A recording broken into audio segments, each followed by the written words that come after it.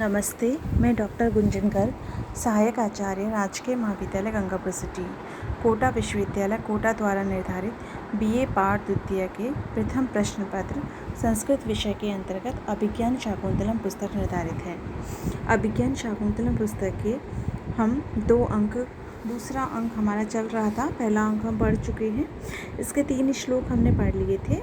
हमने दूसरे अंक में पढ़ा था कि राजा दुष्यंत जो होता है उसको ऋषि कुमार यज्ञ की रक्षा के निमित्त रोक लेते हैं और जो दुष्यंत है वह अपने सिपाहियों को, विदूषक को वापस राजमहल में भेज देता है और वह स्वयं वहाँ वन में रुका हुआ है। वहीं पे पढ़ते हैं, राजा कहता है सखेदम परिक्रम में थकान के साथ घूम करके क्वानु खलु संस्थिते कर्मणि सदस्यैरनुज्ञातः खिन्नम आत्मानं विनोदयामि। क्वा कहाँ पर, न हम, खलु निश्चय ही, संस्थिते कर्मणि यज्ञ कार्य के समाप्त हो जाने पर, कि यज्ञ कार्य के संपन्न हो जाने पर सदस्य अनुज्ञातः सदस्यों के द्वारा, ऋषि कुमारों के द्वारा अनुमति प्राप्त किया हुआ, खिन्नम आत्मानं विनोदयामि, दुखी अपनी दुखी थके हुए अपने आप को कहाँ पर मैं प्रसन्न करूं। यानी यज्ञ कार्य हो गया है, ऋषि कुमारों ने मुझे अनुमति दे दी है कि आराम करने के लिए, तो अब मैं कहाँ पर अपने आप का मन बहलाऊं। निश्वास से गहरी सांस लेकर, किमनु खलु में प्रिय दर्शनाथ रीति शरणम अन्यत, निश्चय ही मेरे लिए प्रिय दर्शन के अलावा और क्या शरण हो सकता है। यानी मैं शकुंतला को ही देखता हूँ। सूर्यम अवलोक के, सूर्य की ओर देखकर, इमाम उग्र आतप वेलाम प्रायेण लता वलय वस्सु मालिनी तीरेषु प्रिय दर्शनाथ रीति शरणम मालिनी तीरेषु ससखी जना शकुंतला गमयति। इस भयंकर गर्मी के समय में प्राय लताओं से घिरी हुई मालिनी के किनारे सखियों के साथ शकुंतला जाती हैं। यानी मालिनी नदी के किनारे लताओं से घिरा हुआ जो वन है उसमें ही जो शकुंतला है वो जाती है। तत्रैव तावत् गच्छामि, तो वहीं मैं जाता हूँ। परिक्रम में संस्पर्शम रूपयित्वा, घूमकर और स्पर्श का अनुभव करके, अहो प्रभात सुभगो अयम उद्देशः, अरे यह तो ठंडी हवा वाला स्थल है, यहाँ की हवा बड़ी शीतल है।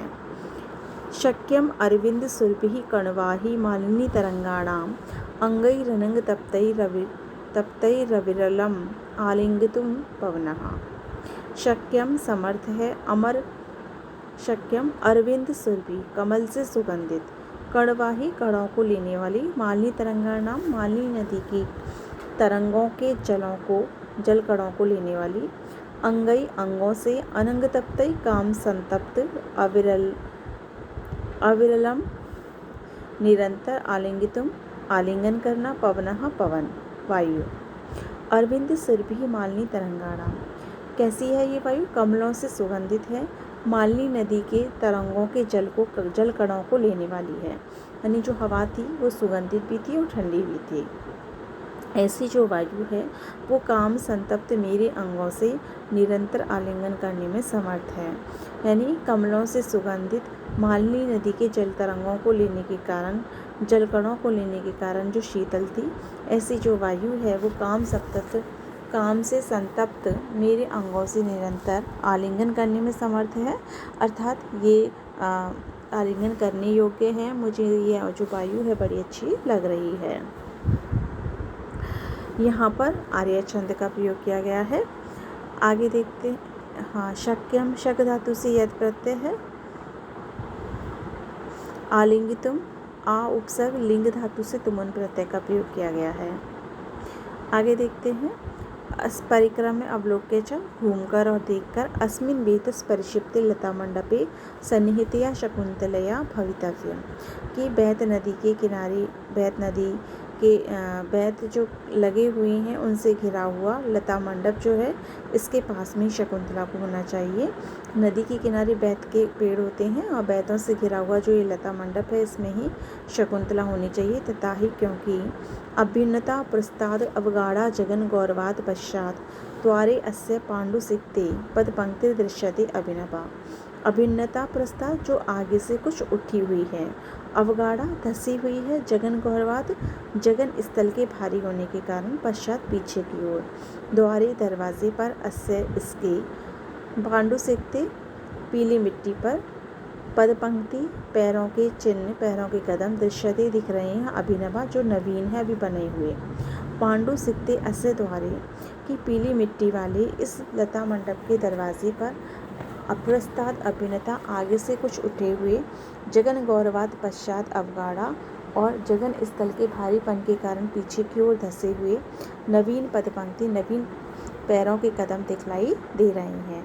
यानी ऐसे लगता है यहाँ पे कोई अभी अभी जाके कोई अभी अभी यहाँ प्रवेश किया है, क्योंकि इसके जो पैरों के कदम हैं वो आगे से उठे हुए और पीछे से धसे हुए हैं। ये महाकवि कालिदास की एक सुंदर अभिव्यक्ति ही मान सकते हैं, सुंदर उनकी कल्पना मान सकते हैं।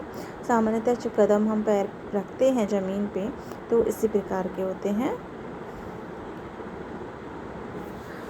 पंक्ति में पंक धातु से तीन प्रत्यय का प्रयोग किया गया है। अभ्युन्नता, अभी उपसर्ग, उन्नता, यहाँ यण संधि हो रही है, उन्हें को अभी उपसर्ग है इसमें। उन्नत में उत उपसर्ग है। नम धातु से ता प्रत्यय का प्रयोग किया गया है। स्वभावोक्ति अलंकार भी मान सकते हैं, अनुमान अलंकार भी है। आर्य छंद का प्रयोग किया गया है। यावत बिटप अंतरीण अवलोकयामि, तब तक मैं इन वृक्षों के शाखाओं के बीच में से देखता हूँ, इनमें से छिपकर देखता हूँ। परिक्रम में तथा क्रम कृत्वा सहर्षम, और घूमकर वैसा ही कर खुशी के साथ आई। लब्धम नेत्र निर्माणम, नेत्रों को शांति मिल गई। ऐशा में मनोरथ प्रियतमा सुकुसुमास्तरणम शिलापट्टम अधिशयाना सखीभ्याम अन्वास्यते। ऐशा यह में मेरी मनोरथ प्रियतमा, मेरे मन की इच्छा अनुसार मेरी प्रियतमा शकुंतला, सकुसुम आस्तरणम शिलापट्टम, जिस पे फूलों का बिस्तर बिछा हुआ है, ऐसे इस शिलापट्ट पर लेटी हुई है। सखीभ्याम अन्वास्यते, और सखियों के द्वारा उसकी सेवा की जा रही है। भवतु अच्छा श्रोष्यामि आसाम विश्रम्भ कथितानि, तो इनकी विश्वासपूर्ण जो बातें हैं उनको मैं सुनता हूँ। इति विलोक्यन स्थिता, इस प्रकार देखता हुआ वहीं रुक जाता है। तथा प्रविशति यथोक्त व्यापारा से सखीभ्याम शकुंतला, उसके बाद जो नाटक चल रहा है ये, तो मंच पर एक दृश्य आता है जिसमें सखियों के साथ शकुंतला लेटी हुई है और सखियाँ उसकी सेवा कर रही हैं। सख्यौ, दोनों सखियाँ कहती हैं, हला शकुंतले, हे सखी शकुंतले, अपि सुखयति ते नलिनी पत्रवातः, क्या ये कमलनी के पत्ते की हवा तुम्हें सुख दे रही है? कमलनाल के पत्ते से हम तुम्हारी हवा कर रहे हैं तो तुम्हें सुख तो दे रही है, तो दे रही है। शकुंतला किम वीजयतो माम सख्यौ, क्या मुझको सखियाँ हवा कर रही हैं? सख्यौ विषादम नाटयित्वा परस्परम अवलोकयतः, सखियाँ बड़े दुख से अभिनय करके एक दूसरे की ओर देखती हैं। राजा कहता है, बलवद अस्वस्थ शरीरा शकुंतला दृश्यते, शकुंतला बहुत अस्वस्थ दिखाई दे रही है। सवितर्कम, तर्क करता है, तत्कियम आतप दोष है स्यात्, क्या ये गर्मी का दोष है? उत यथा में मनसि वर्तते, अथवा जैसा मेरे मन में है। अथवा कृतम संदेहेन, संदेह नहीं करना चाहिए। अर्थात वो सोचता है कि जैसा मेरे मन में हो रहा है वही बात इस शकुंतला के साथ है। फिर वो शकुंतला की दशा देख कर सोचता है, इसमें संदेह करने की कोई बात नहीं है, ऐसे ही मुझे प्रतीत होता है। अगले श्लोक में वो अपने भावों को बताता है। आज की कक्षा में हम इतना ही पढ़ेंगे। धन्यवाद।